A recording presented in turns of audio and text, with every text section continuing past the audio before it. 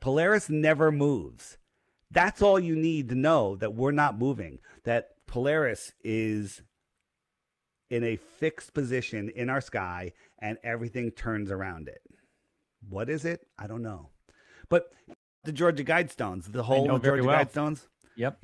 Yeah. The Polaris never moves. I challenge you, go in your car, get it like a straw and tape it to the car out the window and line it up with Polaris. All right. The car's sitting still.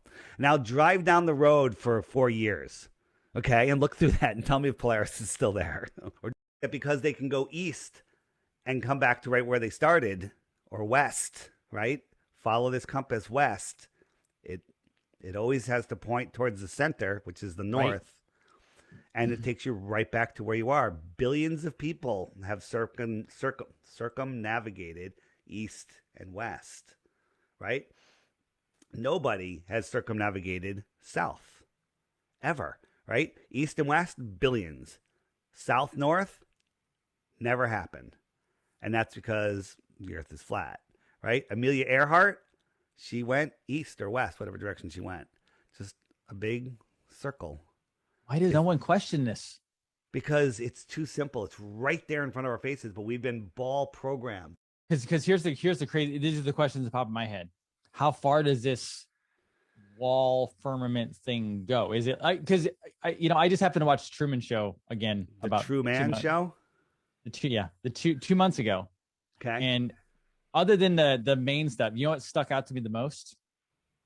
In the very beginning, when he was walking out of his house, and I don't think people picked up on it, was this metallic thing drops and crashes in the middle of the street. The light.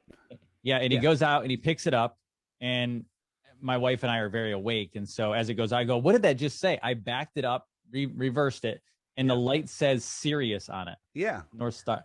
And I'm like, oh my God, that's the movie right there.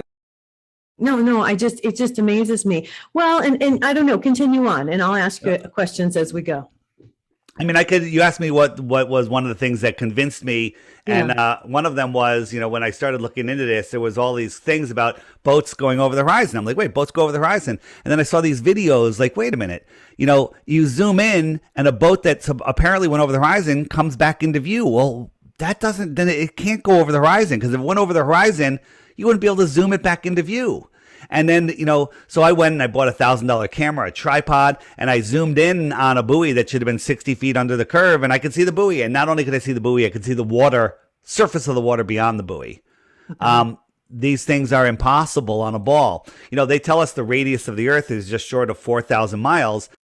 Here's an example. Qantas is out of Australia. So if you wanted to go from Australia to Santiago, the shortest trip, if the Earth was a ball, would just be straight across the bottom of the globe, right? Mm-hmm. Right across the bottom. Mm-hmm. But they don't do that. They go all the way up in the northern hemisphere, all the way across, and all the way back down.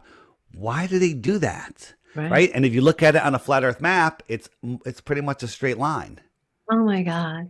Okay. Amazing so much. So do you know which planet this is? Is that Jupiter? You would think that's Jupiter, but that's because you're programmed. It's actually a lake with ducks and grass. Okay. So what I'm showing. That is brainwashing. That is so good. All right. So this was a picture from 2014 that everyone's seen. They also have this giant globe that's painted this way in the NASA facility. There's photos of it from a distance in the daylight. And then 2 years later, they said, hey, we realized that Jupiter has a magnetic core, because we got pictures of the northern lights. Look at this. You don't need Photoshop for this. You need MS Paint, okay, to drop that in there. This is an official picture from NASA saying that this is the northern lights. And if you look, this is all clouds, right? They haven't changed in 4 years. Look, every cloud is exactly the same. This is Apparently just lighter. It's not hard to lie. People buy it. A pool table have nothing to do with the shape of the pool table. You with me? Yeah, I'm with you. And so when we see things, our mind is, we perceive things differently. One thing is the way we see in a circle. We see the same distance in all directions. Okay. So if a guy's standing here, this is the limit of his vision. This is the limit of his vision. This is the limit of his vision. It's the same distance to all of these points. But if you put a line across that, because you can see farther across the sky, well, your brain will go, oh, it's a globe, because that's what they've been programmed. That's the edge of the curved horizon. Yeah. This is not. It's just the limit of your vision. You see in a circle, right? Your mind will make up shit, okay? Side of the moon. Well, the heliocentric model is the face of the moon is locked to the Earth. So it's rotating, but it rotates in sync with the Earth because the Earth's gravity is holding on to one side of the moon magically, okay? Crazy, but that's what they tell us. And they say on a flat Earth, if it was moving around the top of the flat Earth, as it moves away, it would change its angle. You know, it would look like an ellipse, you know, if you move a disc around. Yeah, and they're right. But I don't think that's how we see the sun and the moon. I don't believe the sun and the moon that we see are physical. I believe that they are projections. They are reflections within the system. And here's a shot in a curved swimming pool. Now, this guy's body is facing the direction his face is facing. It's not facing the camera. Right? And so the person on the other side sees it facing them, right? So this is kind of how we see the moon, where it's always facing the observer.